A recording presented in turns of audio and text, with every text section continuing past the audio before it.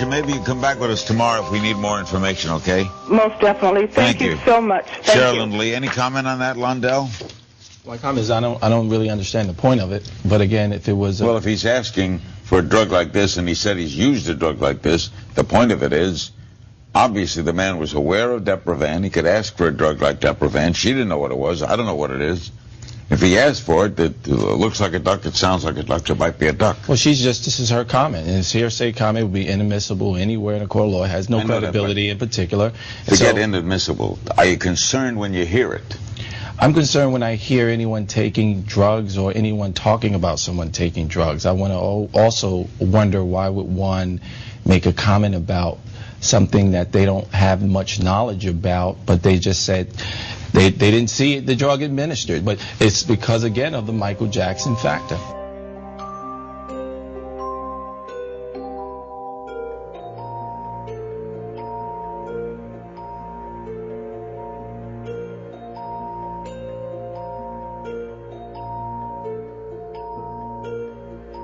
You can change your will every day, right, Londell? I can write a new will tomorrow for the will I wrote yesterday. Wait, if you're alive, obviously, you can do that. Yeah, good, thank you.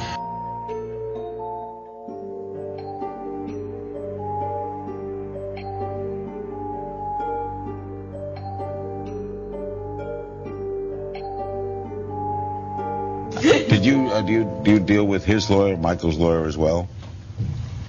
Well, we're certainly dealing together on this. I mean, with Michael's lawyer. Well, you know, that's an interesting question, Larry.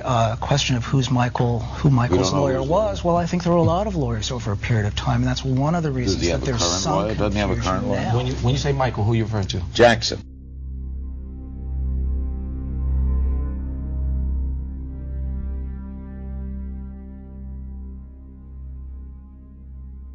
When you say Michael, who are you referring to? Jackson. When you say Michael, who are you referring to? Jackson.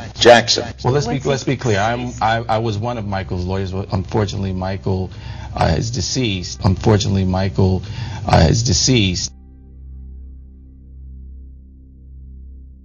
And he used about 3 or 4 of us lawyers, and I handled many of his matters. So you represented both him and the family? I represent Miss Catherine Jackson, Mr. Joseph Jackson, and I represented Michael for the 3.5 years prior to his passing, along with other lawyers. Are those other lawyers still involved? Some of them are still involved.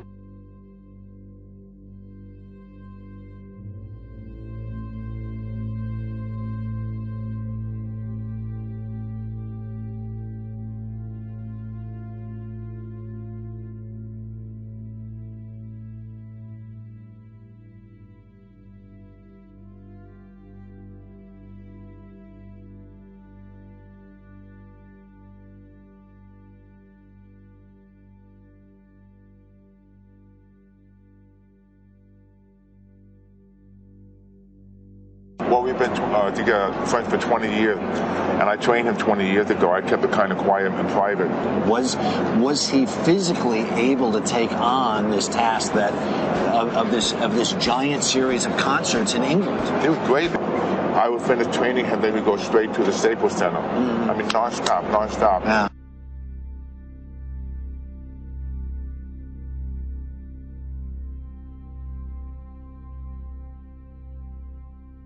Your history with Michael Jackson actually goes back a long way. Thanks for joining us this morning. But where did it all start? It began 20 years ago because through a doctor friend of mine introduced me to Michael. It wasn't the king of pop or Lou Ferrigno. It was just Michael and I. He felt safe. He trusted me. And I don't care what people say. I love Michael. He's such a genuine person. Can you tell me the last time you saw him and what kind of shape he was in? The last time I saw him was the end of May.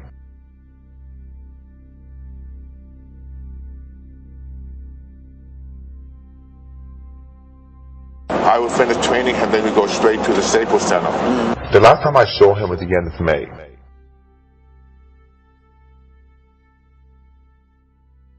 And he looked lean, but he looked great. And you know, when you say lean, people now are saying lean and mean. People are saying skeletal. No. So you lean, not skeletal. No, because he's always. And you would know the difference. Yeah. Lou, was he was in okay spirits? Yes, he had 3 kids there. I mean, he was a wonderful father. I mean, he was happy because I mentioned to him, "Are you nervous about doing the tour?" He goes, "No." He says, "I can't wait to get on stage." Now that, and that's in contrast to what we've been hearing from other people. Yeah, because a lot of people are negative. I don't know what happened the last month, but the time I was with Michael, I mean, he was determined, and he was a genuine guy. Plus, he was a prankster too. He could do other voices. Yeah. Sometimes he disguised himself like he could not come to my facility because people would follow him. And I heard a couple of stories how he put a mannequin of himself in the ambulance, and he'd be driving with the ambulance, stealing away the paparazzi.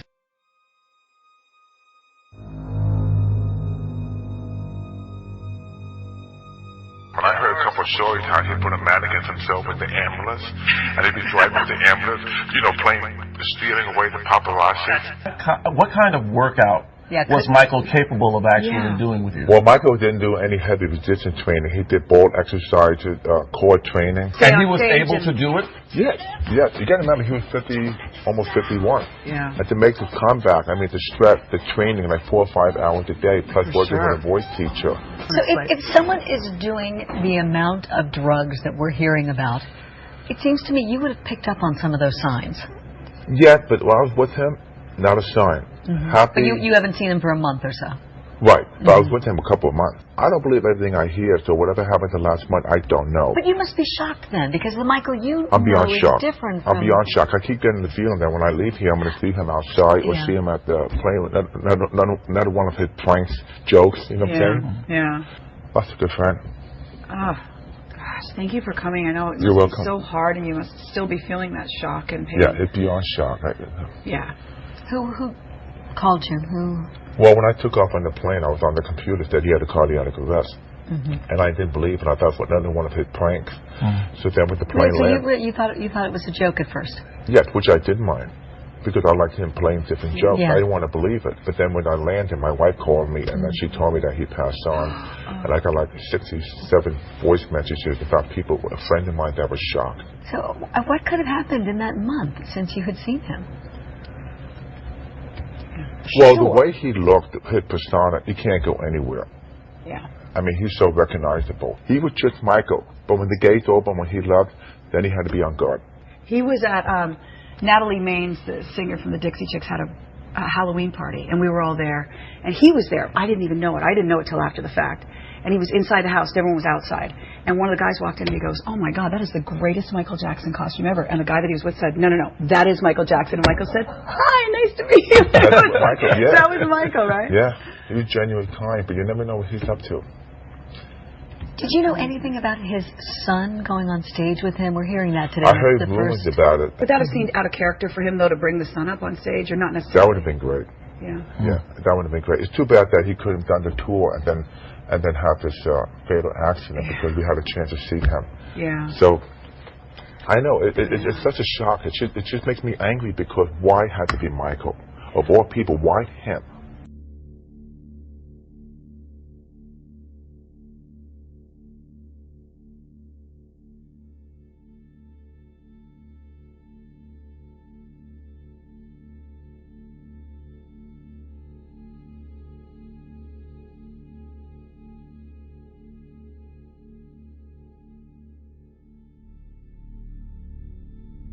Wasn't different. He wasn't like stoned. He wasn't high. He wasn't being, aloof or speedy. But never talked about drugs. I've never seen him take drugs. He was always talking about nutrition. And I told him what to take, like fish oil for the joints and everything. He was under tremendous threat. In debt, the ranch, the 3 kids, they financed a tour. At times in the past, he was supposed to perform. He canceled. And he had a major lawsuit. But this time, he was going to come back and make it a bigger comeback in music history. So it was just tremendous threat. I arranged to meet one of Jackson's few true insiders, a friend of his for 20 years, who'd been trying to get him in shape for the O2 concert since March, 3 months before his death. Michael wanted to get ready for the World History Tour. So this friend of mine told Michael he should train with me because he knew I was the best. Then if you fast forward 20 years later, when he got ready for this tour, he instantly called and said, "I'd love you to train me again," because he remembered how I trained him before and he trusted me.